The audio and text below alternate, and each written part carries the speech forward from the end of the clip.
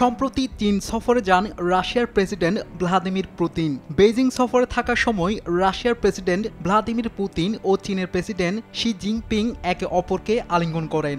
এই আলিঙ্গন ছাড়া চীন ও রাশিয়ার মধ্যে সম্পর্কে বিস্ময়কর কোনো অগ্রগতি দেখেনি বলে মন্তব্য করেছেন মার্কিন প্রেসিডেন্ট সদর দফতর white house. Large screen dual stereo speaker এবং সুপারফাস্ট চার্জিং এর সাথে এন্টারটেইনমেন্ট কিং নেক্সট জি N72।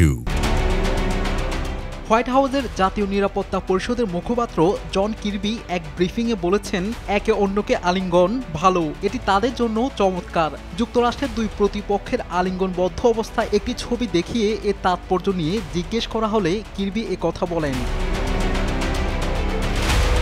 কির্বি কৌতুক করে আরও বলেন, শারীরিক ভালোবাসা প্রকাশ নিয়ে কথা বলতে স্বাচ্ছন্দ্য বোধ করেন না তিনি।